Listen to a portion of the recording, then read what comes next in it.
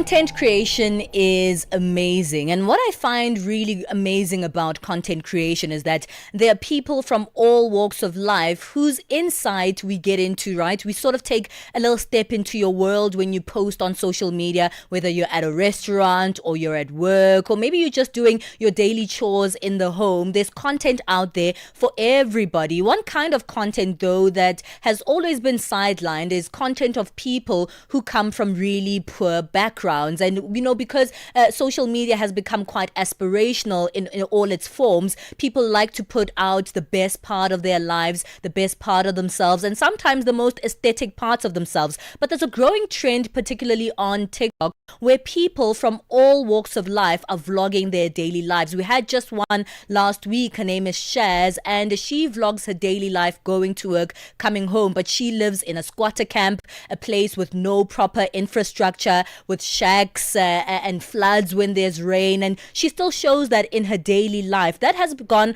on the rise. And today's African View, which is our debate for the day, we're asking the question, are vlogs from poverty-stricken communities a form of empowerment or a new face of poverty porn? We'll also have that up on our On The Move poll at Channel Africa 1 on X. That's the same question we're asking you. Do vlogs from poor areas empower creators or exploit their struggle? The options we give you there, it is true empowerment, it is poverty porn, it's a mix of both, or it depends on the intent. But today we have two people coming in to debate this particular conversation. Noluthando Tay Dlamini is the head of talent, influencers and experiential at Orchard on 25. We also have Legg, the co-founder of Webfluential, an influencer marketing platform. Thank you both for coming in to join us in today's debate. Quite relevant that you both work in the social media space, and I think it's great to have you both as a part of this debate. Thank you, Noluthando, and thank you, Murray, for joining us. Thank you for having us. Well, I'm going to start with you, Noluthando. Let's hear which side of this debate that you stand on and what you think on whether vlogs from poverty-stricken communities are a form of empowerment or the new face of poverty porn. I think poverty blogs, bad term to use, but they are a form of empowerment. I think for decades, stories of poverty have always been told about these communities, and that's by the communities themselves. And I think blogging has helped shift that narrative. It's allowing the people from those poverty-stricken communities to speak for themselves, to own their stories, and to really transform visibility into opportunity.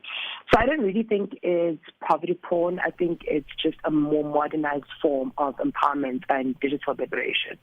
Murray, let's hear your opening thoughts on this discussion. Sure. Remember the days when we used to be able to choose the genre of the content that we were watching on Netflix. You could choose a comedy, you could choose drama, you could choose a thriller or a horror. Mm-hmm. But today, or the content du jour is everything that is anxiety provoking. Those are the things that tend to get the most amount of dopamine response from people, and as a result, that's the nature of the content that gets shown to us on all of these algorithms.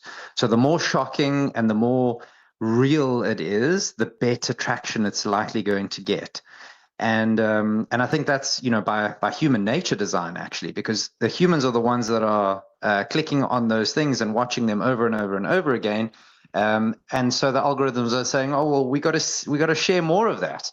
So I think people are learning from the system that it's this amazing feedback loop. The more we can share the face of anxiety that we all experience, the better traction we're going to have. Murray, someone might say, no, man, it's not like that. This is not tragedy. It's actually the lived experiences of some people. What do you say to that? So, I'd probably say there, Benjamin, that there's a cry for help in various layers. So maybe the first responders are saying, oh, wow, that's pretty hectic that's your experience of daily life.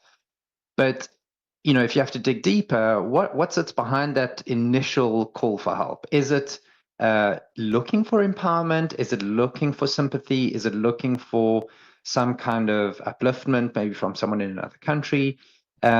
And I guess, we have to maybe dig into and segment why people are sharing this type of content, what is it that they're actually looking to get? Is it just an emotional response?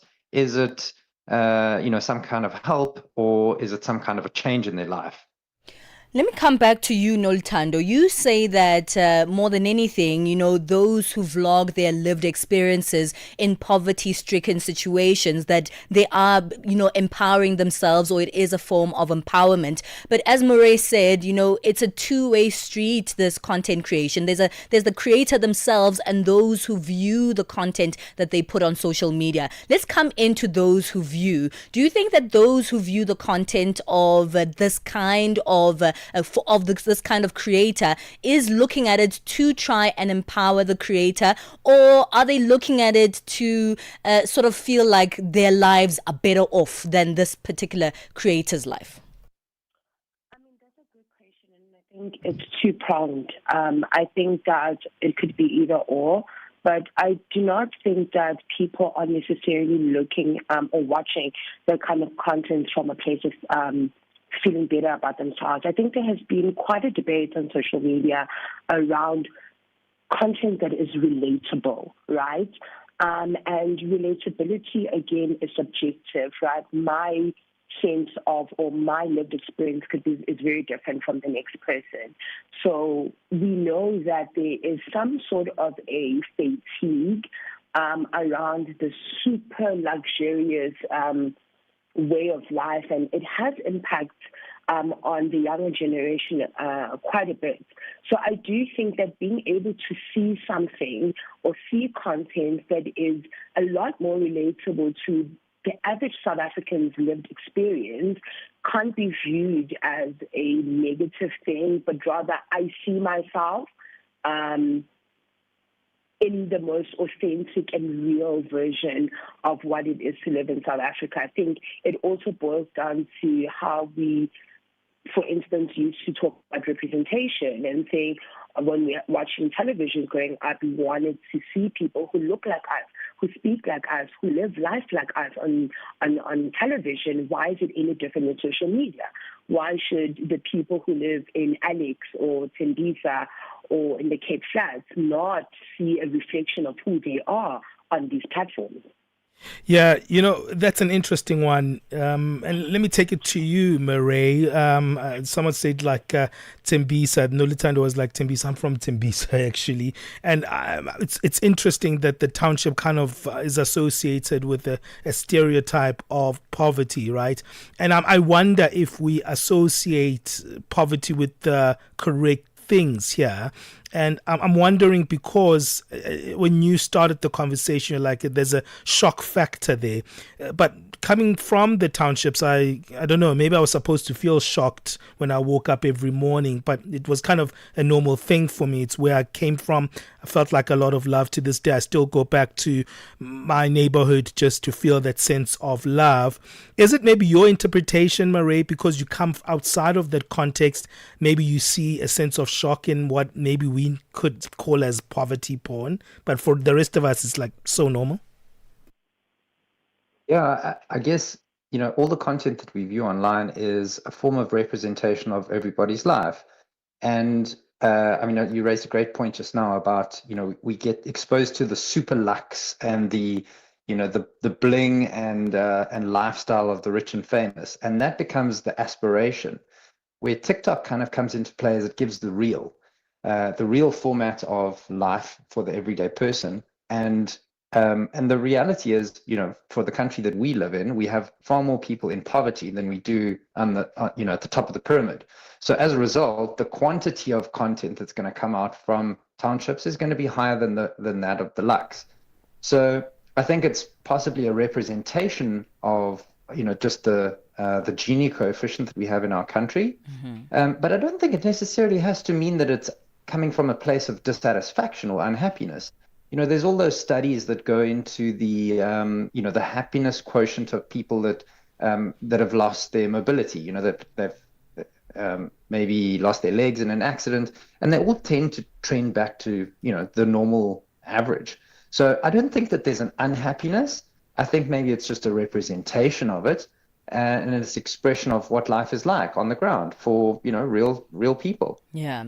All right. Stay on the line, both of you. We'll continue this debate after a very short break. The question of today's topic is, are vlogs from poverty-stricken communities a form of empowerment or the new phase of poverty porn? Let's hear your thoughts as well. This debate doesn't only belong to Noluthando and Murray. It belongs to you as well. And we want to hear your thoughts on this one. On our social media platforms at Channel Africa 1 on X, we have our On The Move poll there. And of course, streaming live on YouTube and on Facebook. The Morning Switch Weekend with the Shy Guy. The story that takes us to Zambia. There are two men actually that were sentenced to prison for the plot to kill the president with witchcraft. You go like, what? So these guys were arrested actually in Lusaka, and what was found on them was a live chameleon. Can you believe that? Animal tails and bottles of concoction. That law takes us back to 1914, which is the Witchcraft Act. I can imagine now arrested and they go to jail for the next 2 years. I presume that when you get to jail, they get to ask you actually, what is it that you committed? Now, this is the first of its kind, by the way, for somebody to be arrested for such. They in Pemba, whenever they pass, hey, Chikanga, hey, Uloya, hey, Mulosi. And imagine here I am in these early hours of the mornings, I get to talk about witchcraft. Saturday and Sunday mornings belong to the Morning Switch. 3 to 6 a.m. Central African Time. Step into the heart of the day on the move with Palesa and Benjamin. Hey, let's keep things moving on our The African View feature today. Our debate topic today: are vlogs from poverty-stricken communities a form of empowerment or a new face of poverty porn? We're speaking to our guest Noluthando Tay Dlamini, Head of Talent at Influencers and Experiential at Orchard on 25. We also have Legg, co-founder of Webfluential, an influencer marketing platform. Murray, just after just before our break, it seems like you've shifted a little bit from where you started with the conversation here, in terms of maybe you are speaking around the algorithm in itself. I'm interested in your perspective there, in what the alternative would be in making sure that there is kind of a diverse mix of content creation. So Benjamin, there's an interesting part of the algorithm which talks about the aspirational content, and what that does is, if you imagine marketing 101 used to be brands saying these are the things that you should do and these are the products that you should buy in order to transform yourself from your aspirational endeavors. Now marketing almost runs itself, because the people are, from across the spectrum, are sharing their lifestyles, the products they use, the experiences they have, and they almost include these products, organically. So, marketing is a great running flywheel, and what brands would typically say, if you're using brand X, you might aspire to use brand Y, and the algorithm helps with that. I think where we talk about, the reflection of daily lives coming from, the poor side of the fence or the tracks, I think that's also telling a story about how the transformation happens. And where the algorithm would get to work there is to say, the people that are experiencing this degree of poverty are still telling a story. They've still got a voice. They've got a dog in the fight, and this is how things evolve for them. I think on a global stage, it's always interesting to see that, and we'll tend to double click and re-watch things when they are anxiety provoking, whether it's the latest explosion in Gaza, whether it's the live streaming of the murder of Charlie Kirk, or it's the everyday person relaying their story on the ground in South Africa. So the more we watch it, the more we click on it, the more voyeuristic we tend to be, the more these types of content will get served by the algorithm. Yeah. Noluthando, let's add a spanner in the works of your argument here. Yes, you are right to say that these people that do these content creators represent a large number of the people in the context of where we are in South Africa and all across the African continent. But if this content is truly empowering and is moving away from poverty porn, why is it that many of these content creators who do this type of content, as soon as that empowerment comes into play, as soon as they start making some money from their content creation and they fix their environment and maybe move out of that environment, that their numbers lower? Are the audiences stuck on you and, you being authentic only in that poverty environment because it is poverty porn? And why is it that, they don't relate to you the same way when you have a more aspirational life because of the empowerment that the platforms have offered you? So I think what typically happens is that it's not that the audience stops relating to you because you are no longer in the same position. I think what typically tends to happen, and where the content creators themselves sort of lose it, is that the core of the content isn't really just the background that they're in, but there's some sort of personality that is with it. And more often than not, audiences are either stuck to content or stuck to personality. So there's one of two things that really makes them or draws them to a particular content creator. And some content creators are able to carry those audiences through once they find themselves in a much more, I don't want to say better position in life, but once they've really once they've progressed their lives, if I should say. And some do struggle to continue with their audiences because they have a complete shift in what their audience is about, and they have a complete shift in speaking to the audiences in that same voice. So sometimes it's not only on the poverty porn, and I won't take the poverty porn part of it away. I think I would rather focus on the more empowerment part, where growing with your audience is important, but sometimes audiences, and it's one thing that we always speak about in our industry, of our audiences are quite fickle, right? And they really do move around very often, but it is possible to carry on and carry forward your audience.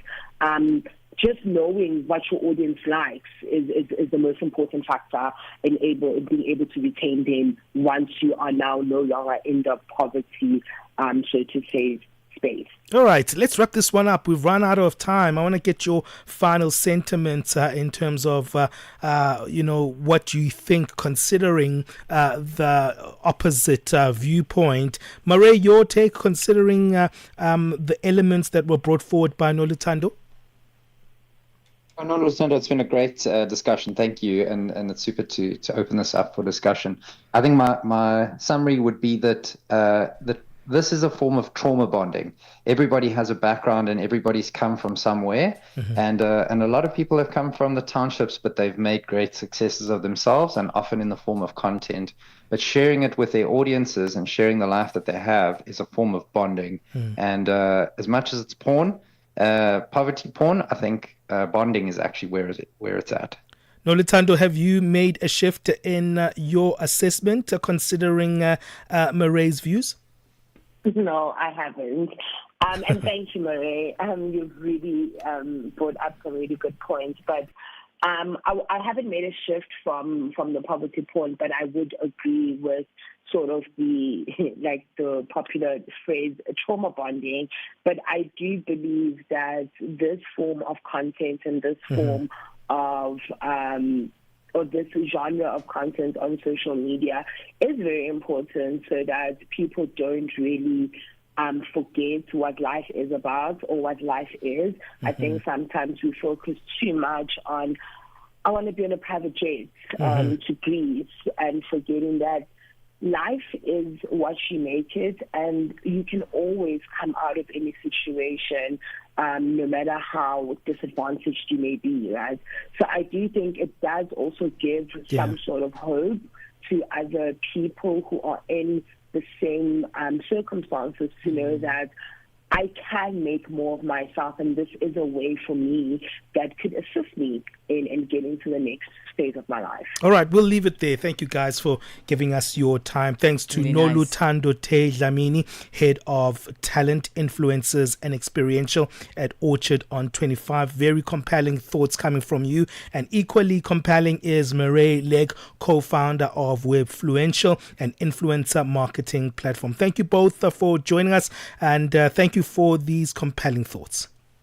Thank you so much for having us.